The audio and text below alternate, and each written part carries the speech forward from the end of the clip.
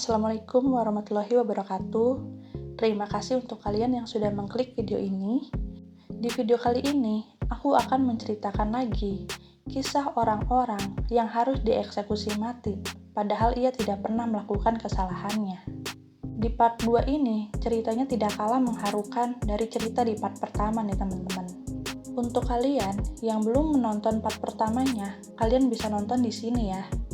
Tapi, sebelum kita lanjut di video ini, aku mau minta tolong untuk klik tombol subscribe-nya dulu nih teman-teman, agar aku semakin semangat bikin videonya.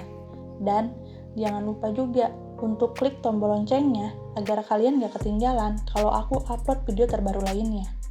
Aku tungguin ya. Oke, terima kasih teman-teman. Sekarang yuk kita lanjut ke ceritanya. 1. Colin Campbell Ross. Colin Campbell Ross adalah seorang pemilik bar di Australia yang harus dieksekusi mati dengan cara digantung karena telah dituduh membunuh dan memperkosa seorang gadis muda bernama Nell Alma Tiersky yang saat itu berusia 12 tahun. Kejadian bermula pada tanggal 30 Desember 1921. Saat itu, Alma diperintahkan oleh bibinya agar mengambil daging dari toko pamannya dan mengantarkannya pada pelanggan. Seharusnya pekerjaan itu hanya dilakukan sekitar 15 menit, karena memang tempatnya tidak jauh dari rumah Alma. Namun, sudah lebih dari 15 menit, Alma tidak juga kunjung pulang. Sang nenek yang saat itu menunggu di rumah mulai menyadari kalau Alma sudah pergi terlalu lama. Akhirnya, keluarga pun melaporkan hilangnya Alma pada polisi. Alma ditemukan keesokan paginya di Gun Alley, tidak jauh dari tempat ia seharusnya mengantarkan daging. Tubuh Alma ditemukan dalam kondisi meninggal dunia dan dalam keadaan tidak memakai pakaian. Alma diduga telah diperkosa dan dibunuh dengan cara dicekik. Setelah penemuan ini, hal ini menjadi berita utama di Australia. Polisi sibuk memeriksa beberapa orang saksi yang melihat Alma terakhir kali. Salah seorang saksi yang diperiksa adalah Colin Ross, yang saat itu sedang berada di barnya. Dari pengakuannya, ia melihat sosok gadis yang mirip dengan Alma melintas di depan barnya. Alma terlihat ketakutan dan seperti diikuti oleh seorang pria. Kesaksian Colin Ross pun sama seperti yang diungkapkan oleh saksi-saksi lainnya yang melihat Alma terakhir kalinya. Sebelum adanya kasus pembunuhan ini, Colin Ross memang pernah terlibat kasus penembakan dan perampokan pada salah satu pelanggannya. Namun hal itu tidak terbukti dan ia pun dibebaskan. Entah karena alasan itu atau bagaimana, tapi pada akhirnya polisi pun menangkap Colin Ross dan memeriksanya lebih lanjut. Polisi mengatakan pada Colin Ross bahwa Colin Ross bisa mengajukan saksi yang membuktikan bahwa saat pembunuhan terjadi, Colin Ross ada di barnya dan dia tidak pergi kemana-mana. Tapi tampaknya hal itu hanya omong kosong belaka, karena pada saat persidangan berlangsung, muncul saksi dari rekan satu sel Ross yang mengaku kalau Colin Ross telah mengatakan pada mereka bahwa ialah yang telah membunuh dan memperkosa Alma. Selain itu, polisi pun memberikan bukti kuat di persidangan bahwa telah ditemukannya rambut Alma di rumah Colin Ross. Padahal, bukti tersebut seharusnya tidak cukup kuat karena tidak dibuktikan dari sisi ilmu forensik. Pihak pengacara Colin Ross saat itu meminta pada pengadilan untuk melakukan pemeriksaan ulang pada rambut tersebut. Namun, hal itu ditolak oleh hakim. Dan Colin Ross pun dinyatakan bersalah dan diberikan hukuman mati. Pada tanggal 24 April 1922, Colin Ross pun dieksekusi mati di Melbourne Gaol. Sebelum dieksekusi mati, Colin Ross sempat menuliskan surat yang berisi, kebenaran tentangnya akan terungkap suatu saat nanti. Ia juga menuliskan kalau ia tidak pernah mengenal Alma dan tidak pernah bertemu dengannya, apalagi membunuhnya. Ia pun berharap Tuhan akan memaafkan orang-orang yang telah menuduhnya dan memohon pada Tuhan agar bisa mengasihi ibunya dan adik perempuannya. Ia juga mengatakan bahwa ia tidak pernah berkata kalau ia telah membunuh Alma dan memperkosanya pada rekan satu selnya. Colin Ross menyebutkan kalau kesaksian dari rekan satu selnya itu adalah kesaksian palsu. Pada tahun 1993, Kevin Morgan, mantan seorang guru sekolah, tiba-tiba tertarik pada kasus Colin Ross ini dan mulai memutuskan untuk memeriksanya kembali. Morgan memeriksa catatan dan transkrip pengadilan yang berkaitan dengan Colin Ross. 2 tahun setelahnya, Morgan pun berhasil menemukan sebuah file yang menjadi bukti penting atas kasus Colin Ross, yaitu rambut yang dinyatakan sebagai rambut Alma yang ditemukan di rumah Colin Ross. Morgan pun melakukan pemeriksaan ulang pada rambut tersebut melalui pengujian DNA yang mulai canggih di tahun itu. Dia melakukan pengujian di 2 otoritas ilmiah yang berbeda, yaitu Institut Kedokteran Forensik Victoria dan satunya lagi, Polisi Federal Australia. Di tahun 1998, kedua otoritas tersebut menyatakan bahwa rambut tersebut bukanlah rambut milik Alma.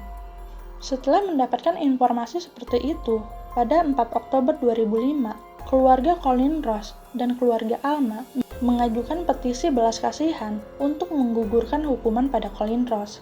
Akhirnya, pada 27 Mei 2008, Colin Ross pun dinyatakan tidak bersalah. Terdapat sebuah informasi yang cukup mengejutkan nih teman-teman.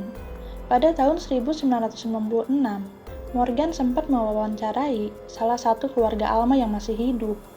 Dan pada saat itu, keluarga Alma sendiri mengaku tidak yakin kalau Colin Ross adalah seorang pembunuh. Mereka justru curiga pada salah satu anggota keluarga mereka yang saat itu adalah seorang tentara dan memiliki kecenderungan pedofilia. Setelah apa yang terjadi dengan semua ini, keluarga Colin Ross dan keluarga Alma merasa lega karena akhirnya Colin Ross bisa dibuktikan tidak bersalah. Keluarga Alma sendiri mengatakan kalau maaf saja tidak cukup untuk diucapkan pada Colin Ross. 2. Carlos de Luna. Carlos de Luna harus dihukum mati dengan cara disuntik mati atas tuduhan pembunuhan pada seorang wanita berusia 24 tahun yang bernama Wanda Lopez. Wanda Lopez bekerja sebagai petugas SPBU di Corpus Christi, Texas. Belum terjadi pembunuhan pada malam 4 Februari 1983. Lopez telah menelepon 911 untuk melaporkan orang yang mencurigakan. Di dalam rekaman 911 tersebut, terdengar Lopez memohon pada pelaku untuk melepaskannya dan akan memberikan semua uang yang dia punya pada pelaku tersebut. Namun sepertinya pada saat itu, pelaku justru menikamnya dengan pisau. Kejadian ini disaksikan oleh seseorang yang bernama Kevin Baker, yang saat itu sedang mengisi bensin. Ia melihat seorang pria mengenakan kemeja flanel yang terang sedang menyerang Lopez. Pelaku yang melihat Baker mengatakan padanya untuk tidak melakukan apapun, dan pelaku mengancam Baker dengan mengatakan kalau ia memiliki pistol. Setelah mengancam Baker, pria tersebut pergi ke arah belakang SPBU. Kemudian, Baker melihat Lopez keluar terhuyung-huyung dan meminta tolong padanya. Sampai akhirnya, Lopez pun terjatuh. Baker sempat mengambil tisu untuk menghentikan pendarahan Lopez sampai polisi datang. Namun sayangnya, nyawa Lopez sudah tidak tertolong lagi. Saksi lain bernama Aguirre dikatakan juga melihat pelaku. Ia mengatakan pelaku mengenakan kemeja berwarna putih dan membawa pisau. Polisi pun langsung melakukan pencarian pada pelaku malam itu juga. 40 menit kemudian, polisi menemukan Carlos de Luna di bawah semua mobil. Polisi pun menariknya keluar dan menangkapnya.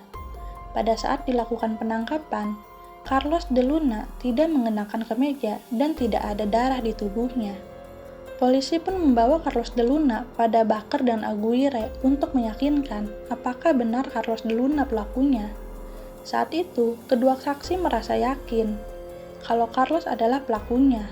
Walaupun pada saat itu, ciri-ciri pakaian pelaku yang disebutkan Baker dan Aguirre tidak sesuai dengan apa yang dikenakan oleh Carlos de Luna.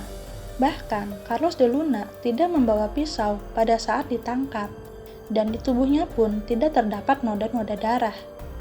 Carlos pun tetap ditahan dan ditangkap karena ia dianggap telah melarikan diri dengan bersembunyi di bawah mobil.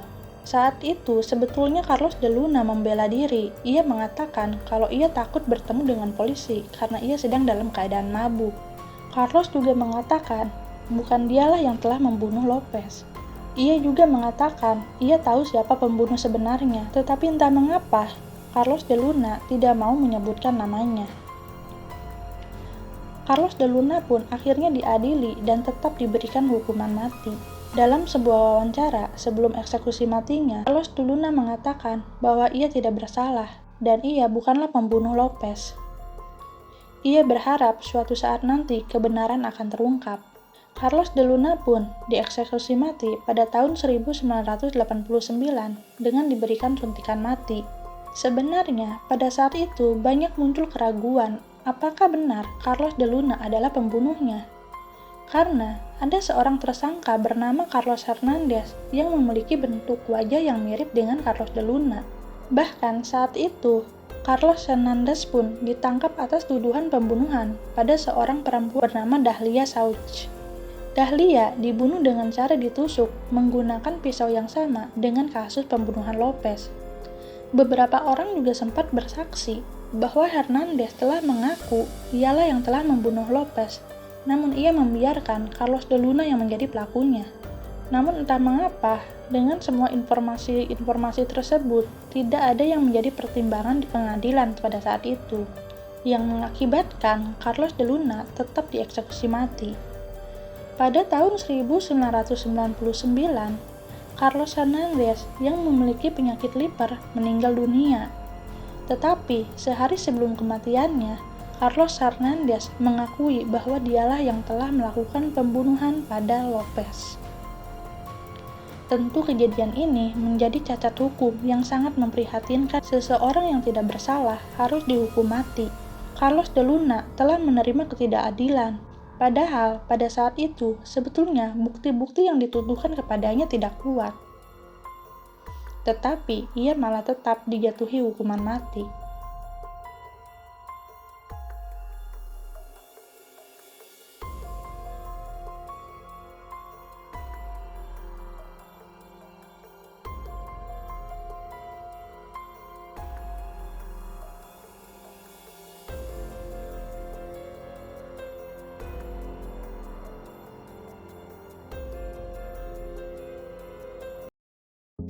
Nah, itu dia teman-teman, cerita dua orang yang menjadi korban dari cacat hukum. Mereka tidak menerima keadilan sama sekali dan harus dieksekusi mati pada akhirnya. Semoga tidak ada lagi kejadian seperti ini ya teman-teman. Terima kasih untuk kalian yang sudah menonton video ini sampai habis. Tolong klik tombol like dan share-nya kalau kalian suka sama video ini ya teman-teman. Assalamualaikum warahmatullahi wabarakatuh.